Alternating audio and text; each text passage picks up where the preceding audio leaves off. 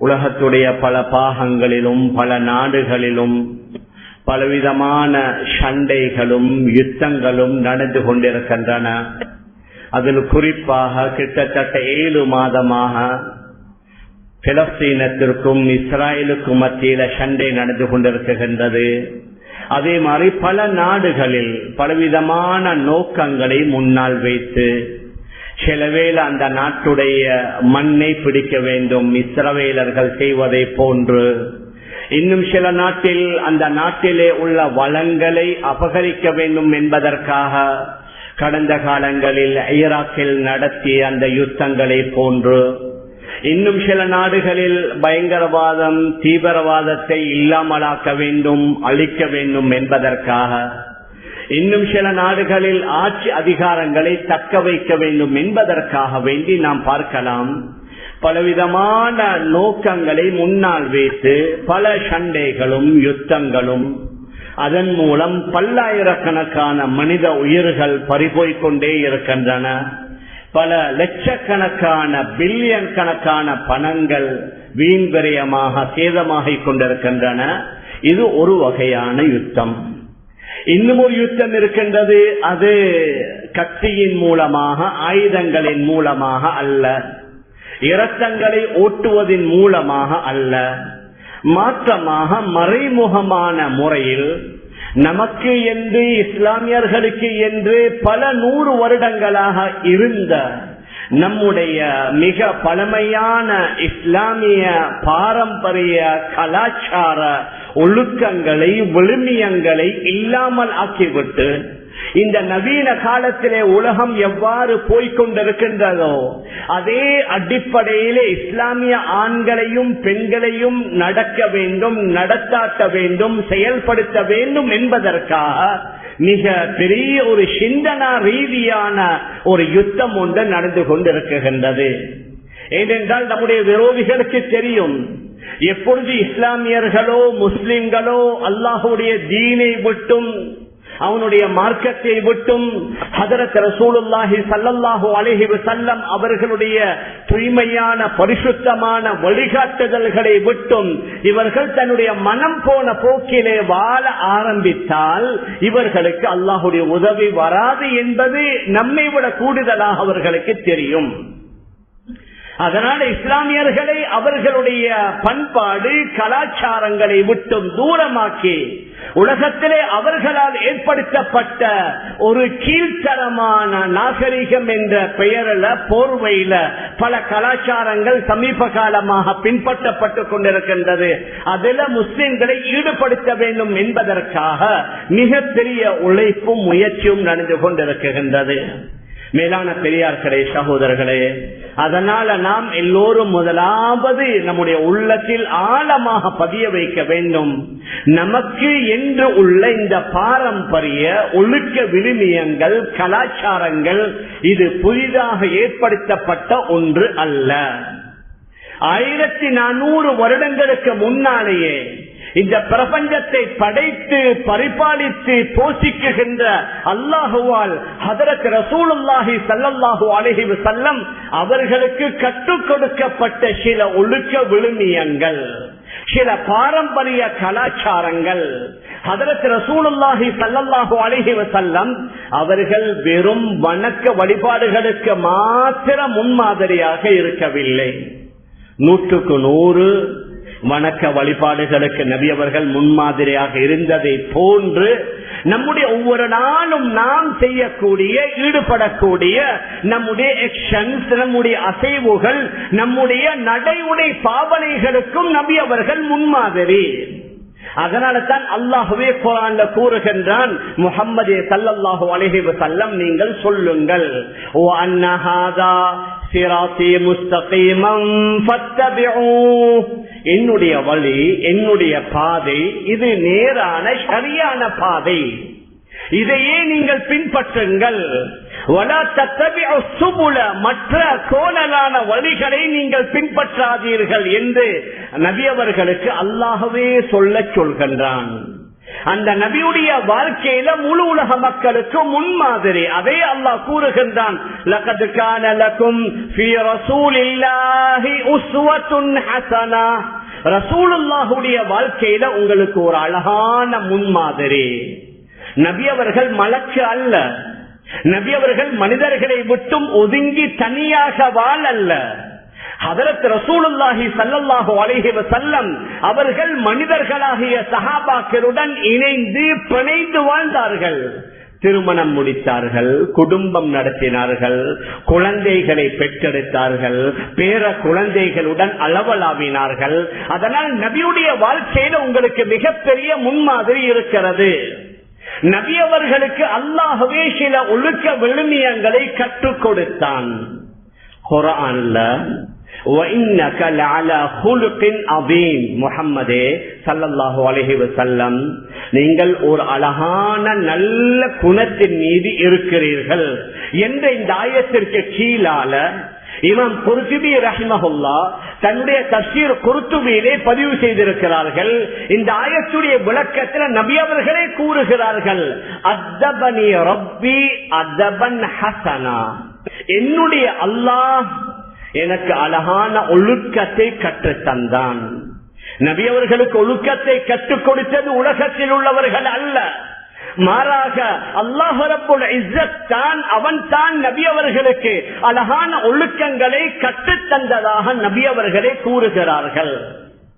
அந்த ஒழுக்கங்கள் சமீப காலமாக கொஞ்சம் கொஞ்சமாக கைவிடப்பட்டு இந்த சோசியல் மீடியாக்களிலே வரக்கூடிய பல காட்சிகள், பல நிகழ்வுகள், பல பேச்சுகள், இவைகளை பார்த்து பார்த்து நம்முடைய இஸ்லாமியவர்களும் இதில் நாம் இதை பின்பற்றலாம், இதன் மூலம் தான் மக்களுக்கு முன்னால ஓரளவு பெருமையோட பெயரோடு புகழோட வாழலாம்.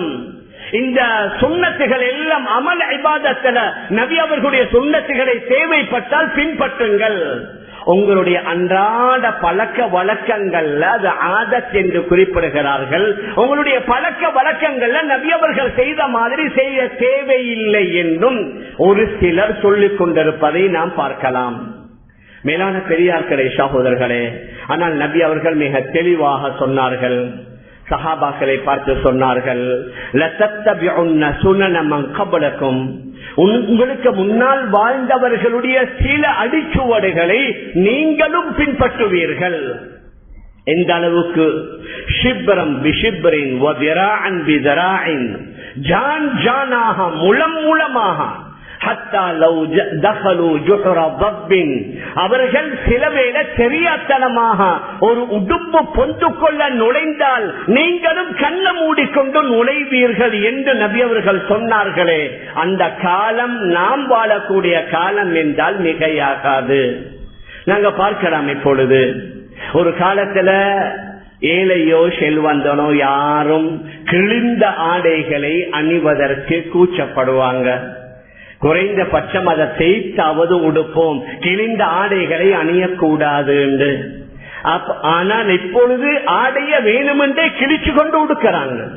அதுதான் ஃபேஷன். நாங்க பார்க்கலாம், ஒரு சிலர் டவுசர்கள், அவர்கள் போடக்கூடிய கீழ் ஆடைகள் இருக்குது, அதை கிழிக்கிறாங்க வேணுமென்றே. அல்லது அந்த மாதிரி செய்து தான் விற்கின்றார்கள். சில ஆண்களும் இருக்கிறாங்க, பெண்களும் இருக்கிறாங்க.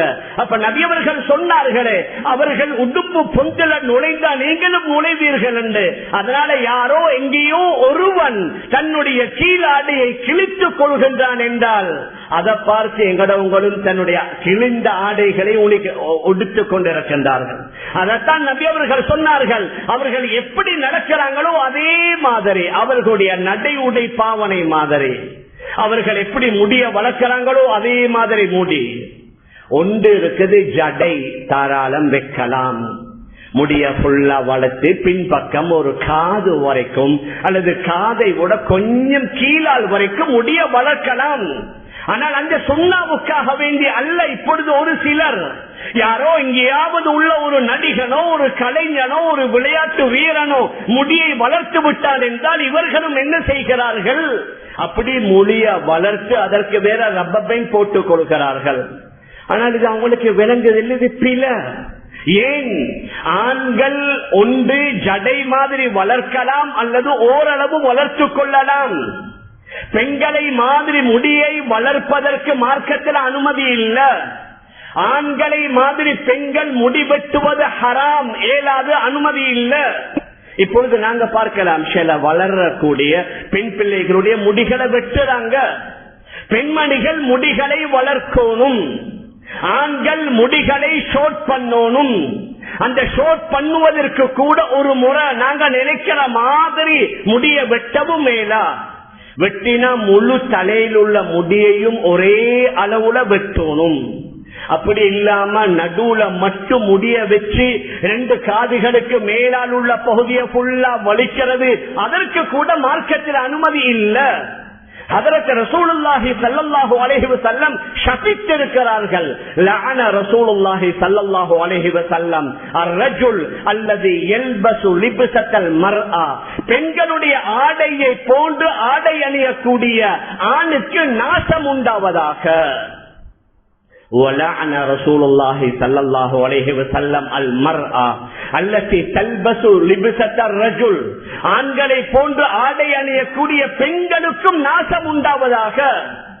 ஆடை என்றால் வெறும் ஆடை மாத்திரம் அல்ல. உதாரணமாக ஆபரணம், பெண்கள் தாராளம் ஆபரணம் அணியலாம். வசதி இருந்தா தங்கம் அல்லது வெள்ளி அல்லது இமிட்டேஷன், பிரச்சனை இல்ல.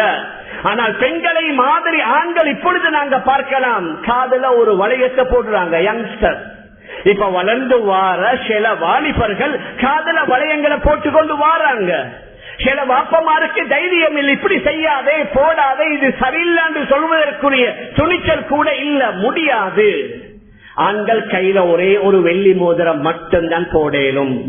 சிலர்கள் கையில வெள்ளி செயினை போட்டிருப்பாங்க, அல்லது கழுத்துல செயின்களை போட்டிருப்பாங்க. சிலர்கள் காதுல வளையங்களை போட்டிருப்பாங்க. மேலான பெரியார்களே, சகோதரர்களே, ஆண்களுக்கு அதற்கு அனுமதி இல்லை. பெண்கள் ஆண்களை மாதிரி இப்பொழுது நாங்க பார்க்கிறோம், டெனி முடுக்கிறாங்க. பொதுவாக பெண்களுடைய ஆடை கொஞ்சம் பிகியாக இருக்கணும். அவர்களுடைய உடல் உறுப்புகள் வெளியில தெரியாத மாதிரி இருக்கணும். குளிருக்காக வேண்டி இறுக்கமான ஆடைகளை, உள் ஆடைகள் தாராளம் உடுக்கலாம். ஆனால் வெளி ஆடைகள் ஆண்களை போன்று அவர்கள் ட்ரௌசரோ அல்லது அவர்கள் டெனிமோ உடுப்பது அவ்வளவு நல்ல சீன் ஒன்றல்ல. மேலான பெரியார்களே, சகோதரர்களே, இதை விட ரொம்ப கவலையான விடயம் என்னன்னா, இப்ப 3/4 ஒன்று வந்திருக்குது. சிலவேளை மனைவி ஃபுல்லா ஃபேஸ் கவர், அவ முகத்தையும் மறைத்துக் கொண்டிருக்கிறாரு. இந்த அவருடைய கணவன் என்ன 3/4 உடுத்துக் கொண்டு சிலவேளை மஸ்ஜிதுக்கு வாராரு, அவர் முட்டுக்கால் தொடர்ந்து. பெண்களுக்கு அவுரத் மாதிரி ஆண்களுக்கும் அவுரத் இருக்குது, நாங்க எல்லோரும் விளங்கணும். அவுரத் பெண்களுக்கு மட்டுமல்ல, ஆண்களுக்கும் அவுரத். பெண்களுடைய அவுரத், அநேகமான அறிஞர்களுடைய கருத்து, பெண்கள் வெளியில வரும் பொழுது அவர்களுடைய தலை முதல் கால் வரைக்கும் முகம், கை எல்லாமே மறைய வேண்டும். சில அறிஞர்கள் கூறுகிறார்கள், முகத்தையும் கையையும் தவிர மற்ற எல்லா பாகங்களையும் மறைக்கணும். இதுல கருத்து வேறுபாடே இல்ல. முகம், கையை தவிர மற்ற பகுதிகள் அனைத்தும் மறைக்கப்பட வேண்டும் என்பதில் மாற்று கருத்தே இல்ல. ஆண்களுடைய அவுரத் என்ன? தொப்புள் முதல் முட்டுக்கால் வரைக்கும் மேனியையும் மறைத்திருப்பது நல்லது. ஆனால் தொப்புள் முதல் முட்டுக்கால் வரைக்கும் மறைப்பது கட்டாயம். இவர் 3/4 என்று சொல்லக்கூடிய அந்த இதை அணிகிற நேரத்தில் அவருடைய முட்டுக்கால் திறக்கப்படுது. எங்கட சிலர்கள் ஆதாரம் காட்டுற அரபு நாட்டுல செய்யறாங்களே, அரபு நாடு எங்களுக்கு முன்மாதிரி, அவர்களா எங்களுக்கு ஆதாரம். அங்கு இங்கே இப்ப மோசம் நடந்து கொண்டிருக்குது சில நாடுகள்ல. இங்கேயாவது பரவாயில்ல, எங்கட சில, அதாவது ஐரோப்பா கண்டத்தில் உள்ள சில நாடுகள் பரவாயில்ல, அதைவிட மோசமானவைகள் எல்லாம் இப்ப நடந்து கொண்டிருக்குது. எங்களுக்கு எந்த நாட்டையும் பார்க்க வேண்டிய தேவையில்லை, எந்த நாட்டுடைய ஆட்சியாளர்களையும் எங்களுக்கு பார்க்க வேண்டிய அவசியம் இல்லை. எங்களுக்கு அல்ஹம்துலில்லாஹ் புனிதமான அல்லாஹுடைய கலாமாகிய குர்ஆன், நபி அவர்களுடைய ஹதீஸ், எங்கட அறிஞர்களுடைய இஜ்மா, ஏகோபித்த முடிவு, தேவைப்படக்கூடிய நேரத்தில் கியாஸ் என்று சொல்லி எங்களுக்கு உள்ள சில மூலாதாரங்கள் இருக்குகின்றன, மூலதனங்கள் இருக்குகின்றன. அவைகளை வைத்துத்தான் நாம் வாழ வேண்டுமே தவிர ஒவ்வொரு நாட்டில் செய்யக்கூடியவைகளை பார்த்துவிட்டு நாங்க அதை ஃபாலோ பண்ணேலா. நாங்க பார்க்கலாம் கையால. உதாரணத்துக்கு நான் எதை சொல்லிக் கொண்டு வருகிறேன் என்றால், அன்றாட நம்முடைய பழக்க வழக்கங்களில் கூட நபி அவர்கள் செய்த மாதிரி செய்தோம் என்றால் அதுல எத்தனையோ வகையான கயிறுகளும் நலவுகளும் மறைந்திருக்கின்றது. உதாரணமாக நாங்க டெய்லி சாப்பிடுகின்றோம். நாங்க எதால? நம்முடைய கை விரல்களால தான் சாப்பிடுவோம். அப்ப நபி அவர்கள் என்ன சொன்னார்கள்? குல் பியமீனிக், வலது கையால சாப்பிடுங்க. வகுல் மிம்மா யலீக், நீங்க சேர்ந்து சாப்பிடும் பொழுது உங்களோட பக்கத்தில் உள்ளதை சாப்பிடுங்க. வேற ஹதீஸ்ல வருது அமர்ந்து சாப்பிடுங்கள். அதே மாதிரி ஹதீஸ்ல வருது அமர்ந்து நீங்கள் குடியுங்கள் என்ற ஹதீஸ்ல வருது. நாங்க பார்க்கலாம் சில இடங்கள் இப்பொழுது புஃபே வைத்திருக்கிறாங்க. மேலான பெரியார்களே, சகோதரர்களே, புஃபேல நடக்கக்கூடிய 2 தவறு என்னண்டா, முதலாவது அங்க வைத்திருக்கக்கூடிய அத்தனை வகையான உணவு பண்டங்களையும் எடுத்து தன்னுடைய பிளேட்ல அடுக்கி அடுக்கி வைக்கிறது. அத முழுமையா சாப்பிட்டா ஒன்றும் பிரச்சனை இல்லை. ஆனா அதுல பாதிய சாப்பிடுற, அதுல காவாசிய சாப்பிடுற, அதுல முக்கால் வாசிய கொண்டு போய் டஸ்ட்பின்ல கொட்டுவது இருக்குது. இது மிகப்பெரிய அநியாயம், மிகப்பெரிய வீண் விரயம். ஆனா இதை யாரும் அங்க சபையில பார்த்து அநேகமானவர்கள் கண்டிக்கிறாங்க கூட இல்லை. ஏன் இப்படி செய்றீங்க? என் தவறு நடக்கும் போது கையாலேயோ வாயாலேயோ தடுக்க சொல்லி வந்தீங்க. ஆனா நினைக்கிறாங்க இப்ப அப்படி சொல்றது இல்ல. ஏன் தன்னுடைய சொந்த பிள்ளைக்கு சொல்ல இல்லாத, மகன் தேவையான அளவு மட்டும் எடுத்து வச்சுக்கோங்க, மகள் தேவையான அளவு மட்டும் எடுத்துக்கோங்க, தேவைப்பட்டா மீண்டு போய் எடுங்க. முதலாவது நடக்கிற அதனால இருக்கிறது எல்லாத்தையும் எடுத்து வைத்து பாதிய கொட்டுவது. இன்னும் ஒன்று, அங்கே அமருவதற்குரிய ஏற்பாடு இருந்தாலும் ஒரு சிலர்கள் நின்று கொண்டே சாப்பிடுறது. அமர்ந்து தான் சாப்பிடணும், அமர்ந்து தான் குடிக்கணும். சில ரிவாயத்துகள்ல நபி அவர்கள் நின்று கொண்டு குடித்தார்கள் என்று வருது. அமர முடியாத ஒரு கட்டம் என்று வைங்களேன். கீழே சேரும் சகதியும் தண்ணீருமாக இருக்குது, அமருவதற்குரிய ஏற்பாடு இல்ல. அந்த மாதிரியான நிர்பந்தங்கள்ல நின்று கொண்டு என்ன செய்யலாம்? அருந்தலாம். இங்கே அமருவதற்கு முழுமையான ஏற்பாடு செய்யப்பட்டும் நாங்க பார்க்கலாம் ஒரு சிலர்கள் நின்று கொண்டு சாப்பிட்டுக் கொண்டிருக்கின்றார்கள். அதை விட இன்னும் கவலை என்னன்னு சொன்னா, காலம் எல்லாம் கைவிரலால சாப்பிட்டவங்க இப்ப 5 ஸ்டார் ஹோட்டல்ல அவங்களோட ஒரு முறை இருக்குது. அங்க ஸ்பூனும் அங்க போக்கும் வச்சிருப்பாங்க. இவர் அது அந்த போக்கையும் ஸ்பூனையும் எடுத்து அதால சாப்பிடுறது. நபி அவர்களுடைய ஹதீஸ் என்ன? கையால சாப்பிட்டு அந்த விரல்களை சூப்பிக் கொள்ளுங்க. அந்த சூப்பியதின் மூலமாக விரல்கள்ல ஒரு வகையான அமிலம், ஒரு வகையான திரவம் இருக்குது. அந்த திரவம் உள்ளே சென்றால் அதன் மூலம் அந்த உணவு சீக்கிரமாக அஜீரணமாகிறது. அதனால தான் விரல்களை சூப்ப சொன்னார்கள். சட்டையை வலித்து சாப்பிடுங்கள் என்று சொன்னார்கள். இந்த அளவுக்கு அபூதாவுதுல பதிவாக இருக்கிற ஹதீஸ், மன் அக்கல ஃபீ கஸ்அத்தின் சும்ம லஹிஸஹா தகூலு லஹுல் கஸ்அ, ஒருவர் ஒரு தட்டையில ஒரு பிளேட்ல சாப்பிட்டு விட்டு அந்த பிளேட்டை வலித்து சாப்பிட்டால் அந்த தட்டை இவரை பார்த்து கூறுகின்றதாம், அத்தகல்லாஹு மினன் நார் கமா அத்தக்தனி மினஷ் ஷைத்தான், ஷைத்தானிடமிருந்து நீ என்னை பாதுகாத்ததை போன்று அல்லாஹ் உன்னை நரகத்திலிருந்து பாதுகாப்பானாக. அபூதாவுதுல பதிவாக இருக்கிற ஹதீஸ். நாங்க அந்த சோக்கால அந்த ஸ்பூனால சாப்பிடுவதன் மூலமாக இந்த துஆ கிடைக்குமா? மேலான பெரியார்களே, அன்பிற்குரிய கணவான்களே, சகோதரர்களே, நாங்க உதாரணத்திற்காக சில விடயங்களை சொல்லிக் கொண்டு வருகின்றோம். இதே மாதிரி ஒவ்வொரு நாளும் நம்முடைய அன்றாட பழக்க வழக்கங்களை பார்த்தோம் என்றால் எம்மை அறியாமல் இஸ்லாமிய கலாச்சாரம், இஸ்லாமிய பாரம்பரியம், இஸ்லாமிய பண்பாடுகளுக்கு மாற்றமாக கொஞ்சம் கொஞ்சமாக எங்களுடைய இளம் தலைமுறையினர் சென்று கொண்டிருக்கிறார்கள். ஒரு வகையில் அல்ஹம்துலில்லாஹ் சந்தோஷப்படணும். மற்ற நாடுகளை விட எங்கட நாட்டுல ஓரளவு பாதுகாக்கப்பட்டிருக்குது. வேற நாட்டுகளுடைய நிலைமைகள் ரொம்ப மோசம். ஆனால் எங்கட நாட்டுல ஓரளவு பாதுகாக்கப்பட்டிருக்குது. ஆனால் சமீப காலமாக இந்த இளைஞர்களும் இளம் யுவதிகளும் அவர்கள் மனம் போன போக்கில வாழ்ந்து கொண்டிருக்கிறார்கள். கவலை என்னண்டா, அவர்களை தட்டி கேட்க அழகான முறையில் அவர்களுக்கு சொல்லிக் கொடுப்பதற்கு அங்க யாருக்கும் தைரியம் வருதில்லை. மேலான பெரியார்களே, அன்பிற்குரிய கணவான்களே, சகோதரர்களே, எங்கட மார்க்கம் எவ்வளவு அழகான மார்க்கம் என்றால், குர்ஆன்ல சூரத்துல் லுக்மான் என்று ஒரு சூரா, அநேகமான அறிஞர்களுடைய கருத்துப்படி ஹதரத் லுக்மான் அலைஹி ஸலாத்து வஸலாம் ஒரு இறை நேசர், ஒரு நல்ல மனிதர். அவர் தன்னுடைய பிள்ளைக்கு செய்த பல உபதேசங்களை, பல அறிவுரைகளை அந்த சூரா லுக்மான் அல்லாஹ் ஞாபகப்படுத்துகின்றான். முதலாவது, அல்லாஹ்வுக்கு இணை வைக்க கூடாது, அல்லாஹ்வை மாத்திரம் நம்பணும், ஏகத்துவத்தை பற்றி பேசுகின்றார்கள் சூரா லுக்மான்ல. அதற்கு பின்னால பெற்றோர்களுடன் நடந்து கொள்ளணும், அதை பற்றியும் பேசுகின்றார்கள். அதற்கு பின்னால பண்பாடை பற்றி பேசுகிறார்கள். எவ்வாறு நம்முடைய பண்பாடுகள், நம்முடைய மக்களுடன் பழகக்கூடிய நேரத்திலே நம்முடைய நடவடிக்கைகள் எவ்வாறு அமையணும் அவர்கள் கூறுகின்றார்கள். யா புனைய அக்னி ஸலாத வ உம்ர் பில் மஅரூஃபி வன்ஹானில் முன்கரி வஸ்பிர் அலா மா அஸாபக் இன்ன ذلك من عزم الامور ولا تصعر خدك للناس. நடக்கிற நேரத்துல பெருமையின் மூலமாக மக்களை விட்டு உங்களோட முகத்தை திருப்பிக் கொள்ளாதீங்க. ولا تصعر خدك للناس ولا تمشي في الارض مرحا.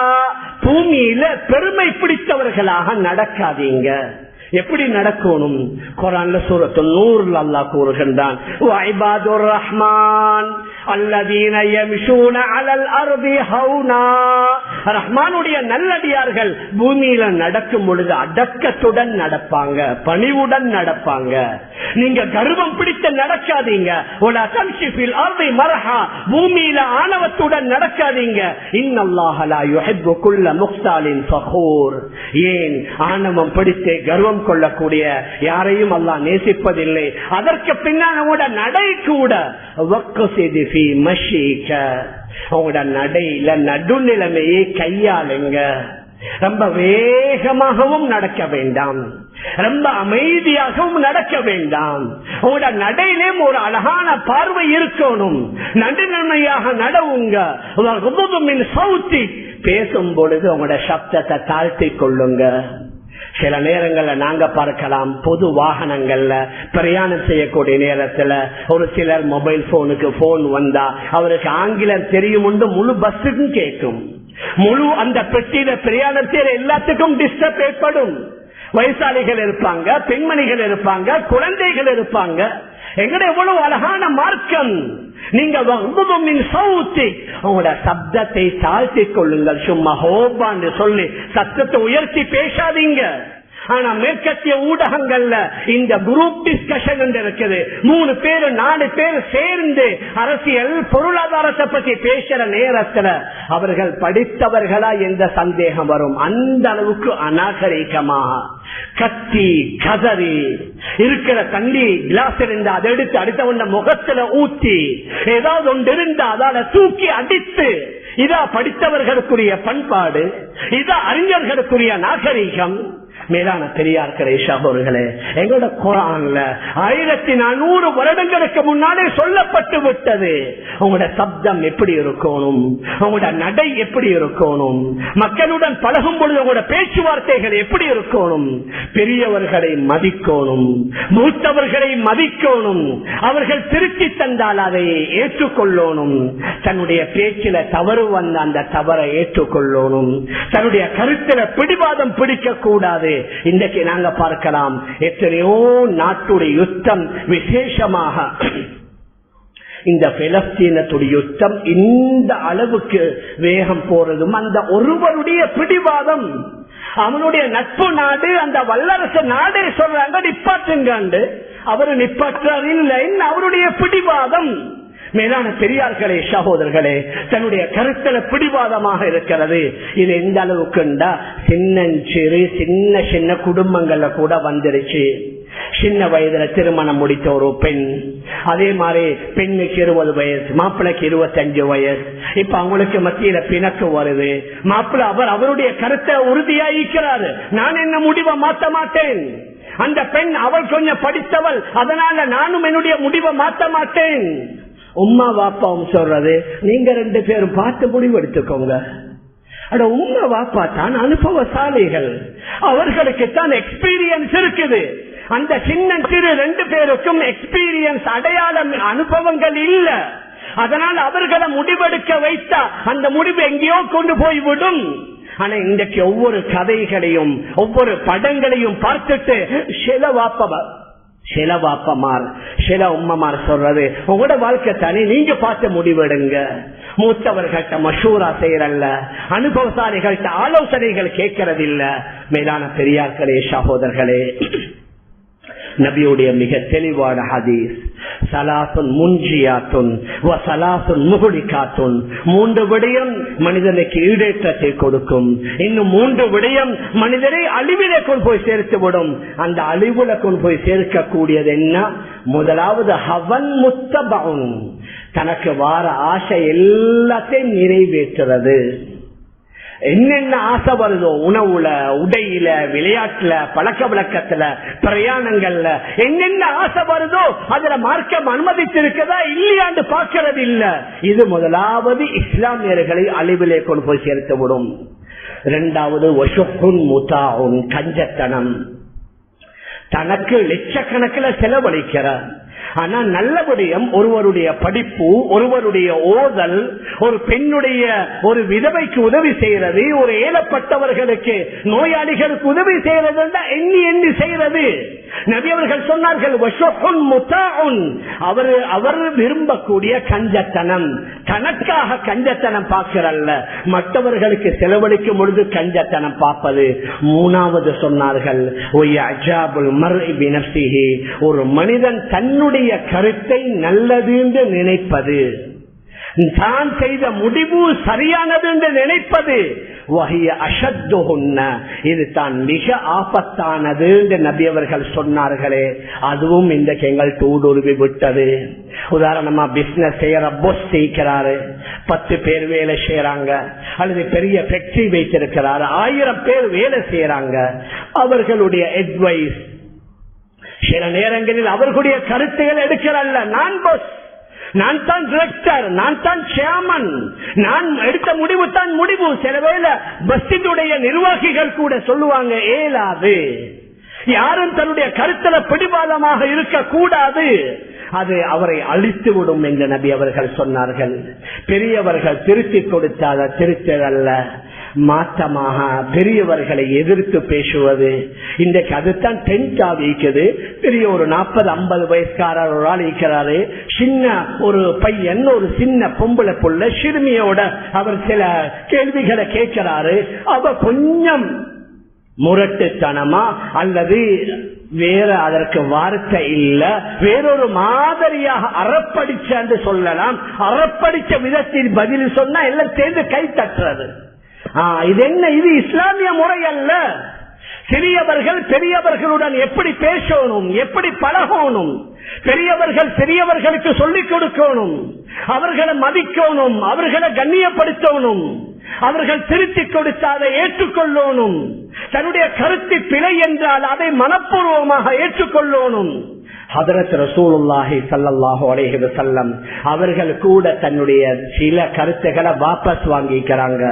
ஹதரத் உமர் ரலியல்லாஹு அன்ஹு அவர்கள் கூட சொன்ன பல கருத்துக்களை வாபஸ் அடிச்சிக்கிறாங்க. மேலான பெரியார்களே, அன்பிற்குரிய கணவான்களே, சகோதரர்களே, ஆனா இப்போ உலகம் ஒரு மாதிரியா போய்கொண்டிருக்குது.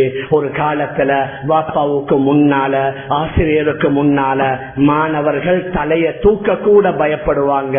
வாப்பாவோட நேரா பேசுறது இல்ல, உம்மாட்ட சொல்லி பேசுவார்கள். ஆனா இப்பொழுது எப்படி காலம் மாறிடுச்சுன்னு சொன்னா, வாப்பா அந்த இடத்துக்கு வந்தா கூட மகன் எழும்புறல்ல, அந்த இடத்துக்கு ஆசிரியர் வந்தா கூட மாணவர் எழும்புறல்ல. யாரு சொன்ன எலும்ப சொல்லி கேட்பாங்க.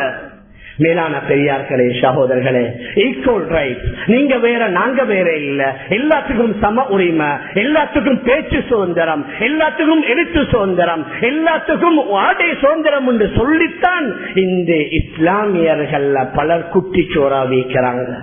ஹதரத் ரசூலுல்லாஹி ஸல்லல்லாஹு அலைஹி வஸல்லம் அவர்களை பற்றி காதி ஐயாத் ரஹிமஹுல்லாஹ் அஷ்ஷிஃபா என்ற கிரந்தத்தில் எழுதுகின்றார்கள், நபி அவர்கள் சஹாபாக்களுக்கு முன்னால் அமர்ந்திருந்தா கூட தன்னுடைய காலை நீட்டிக் கொண்டு அமர மாட்டாங்க, முட்டுக்கால மடக்கித்தான் இருப்பாங்க. ஏன்? ஒரு வகையான மரியாதை, ஒரு வகையான ஒழுக்கம். மேலான பெரியார்களே, சகோதரர்களே, இந்த மேற்கத்திய கலாச்சாரம், இந்த மரியாதைகளை, இந்த ஒழுக்கங்களை குழி தோண்டி புதைத்து யாரும் யாருக்கும் பணிய தேவையில்லை, யாரும் யாருக்கும் குனிய தேவையில்லை, எல்லோரும் மனிதர்கள் தான், எல்லோருக்கும் ஈக்குவல் ரைட்ஸ் இருக்குது. அதனால தான் நாங்க பார்க்கலாம் சில பாடசாலைகள்ல, சில இஸ்லாமிய பாடசாலைகள்ல படித்துக் கொடுக்கிற ஆசிரியர்கள், படிக்கிற மாணவிகள், ஆசிரியர்கள் எல்லாரும் சேர்ந்து டான்ஸ் ஆடுறது, மியூசிக்க போட்டு டான்ஸ் ஆடுறது. மேலான பெரியார்களே, சகோதரர்களே, ஏன்? எல்லாத்துக்கும் சம உரிமை என்ற அந்த கருத்து மிகைத்ததனால ஆசிரியர் மீது உண்டான அந்த மரியாதை, அந்த கண்ணியம் இல்ல என்று அவர்கள் இவர்கள் எல்லாம் ஒன்றா சேர்ந்து பாட்டு படிக்கிற, டான்ஸ் ஆடுற, மோசமான பேச்சுக்களை பேசுற, ஆபாச படங்களை பார்க்கிற. மேலான பெரியார்களே, சகோதரர்களே, இதெல்லாம் நம்முடைய இஸ்லாமிய மார்க்கத்தில் எங்களுக்கு சொல்லி தரப்பட்டிருக்குது. அதனால விரிவாக சொல்வதற்குரிய நேரம் இல்ல. நாங்கள் ஒவ்வொருவரும் யோசிக்கலாம். அன்றாடம் காலையிலிருந்து மாலை வரைக்கும் எங்களுடைய அன்றாட நடவடிக்கைகள்ல எது இஸ்லாமிய கலாச்சாரத்திற்கு மாற்றம், எது இஸ்லாமிய கலாச்சாரம் என்று நாங்கள் அடையாளப்படுத்தலாம், அறிஞர்கள்ட்ட கேட்கலாம். நபியுடைய சுன்னாவை பின்பற்றுவதனால தான் அல்லாஹுடைய உதவி இருக்குது. சில வேளை நபியுடைய சுன்னாவை புறக்கணிப்பதன் மூலமாக எங்களுக்கு சோதனைகளும் வரலாம். சூரத்து நூறுடைய கடைசி ஆயத்துகள்ல நபி அவர்களுடன் எப்படி நீங்க ஒழுக்கமாக நடக்கணும், அவருடைய சபையில இருந்தா கூட அவருக்கு அனுமதி கேட்காம நீங்க எழும்பி போக முடியாது என்றெல்லாம் பேசிவிட்டு இறுதியில் அல்லாஹ் கூறுகின்றான்,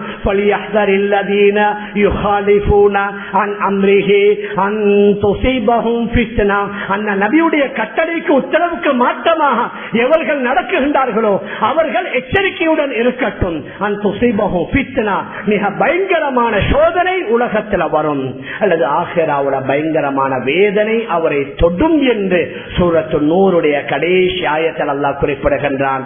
ஆரம்ப காலத்துல எங்களோட உம்மா பாப்பாமார் யூனிவர்சிட்டி போகல, டிகிரி எடுக்கல, PhD முடிக்கல, ஆனா எங்களுக்கு பண்பாட்டை சொல்லி தந்தாங்க, அழகான அகலாக்கை சொல்லி தந்தாங்க, நல்ல குணங்களை சொல்லி தந்தாங்க. ஆனா இன்றைக்கு எங்களோட படித்தவர்கள் கூட இருக்கிறாங்க, ஆனா மகன் மகள் பேரன் பேத்திக்கு அந்த பண்பாடுகளை சொல்லிக் கொடுக்க நேரம் இல்ல. இப்ப காலம் இப்படித்தானே, அதனால அவங்க விரும்புற மாதிரி செய்யட்டும், விரும்புற மாதிரி வாழட்டும் என்று விட்டோம். எங்கட எதிர்காலத்துடைய சந்ததிகள் அல்லாஹ் பாதுகாக்கணும், அவர்களும் அந்த மேற்கத்தியருடைய கலாச்சாரத்தில் மூழ்கி அல்லாஹுடைய உதவியிலிருந்து தூரமாக்கப்படுவாங்க.